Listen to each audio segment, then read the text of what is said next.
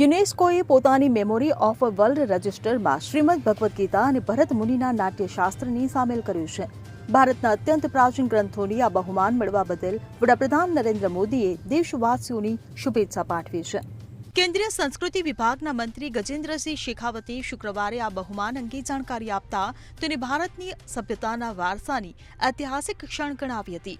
તેમણે જણાવ્યું કે શ્રીમદ ભગવદ્ ગીતા અને ભરત મુનિના નાટ્યશાસ્ત્ર હવે યુનેસ્કોના મેમોરી ઓફ ધ વર્લ્ડ રજિસ્ટરમાં અંકિત થયા છે. આ વૈશ્વિક સન્માન ભારતના શાશ્વત બુદ્ધિમાન અને કલાત્મક પ્રતિભાની ઉજવણી કરે છે. આ કાલાતીત કૃતિઓ સાહિત્યિક ખજાના કરતાં વિશેષ છે. તે દાર્શનિક અને સૌંદર્યનો પાયો છે. ભારતના વિશ્વ પ્રત્યેના દ્રષ્ટિકોણને આકાર આપે છે. તે આપણને વિચાર, અનુભવ, જીવન જીવવા અને વ્યક્ત કરવાની રીતો સૂચવે છે.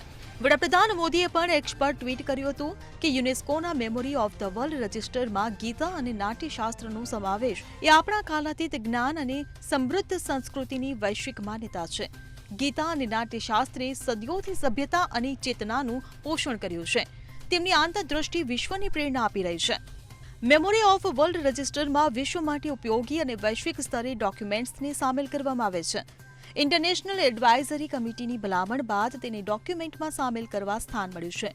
આ ડોક્યુમેન્ટની સાચવણી માટે સુરક્ષા પણ પ્રદાન કરે છે. મે 2023 સુધી 494 અભિલેખોને તેમાં સામેલ કરવામાં આવ્યા હતા.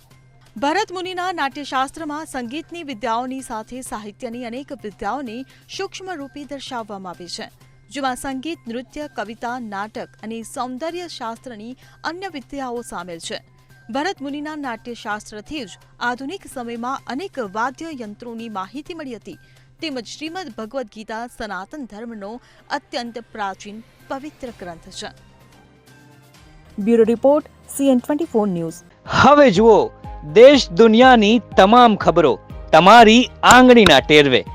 ઉઠાવો મોબાઈલ અને Google Play Store પરથી ડાઉનલોડ કરો અમારી CN24 ન્યૂઝ મોબાઈલ એપ.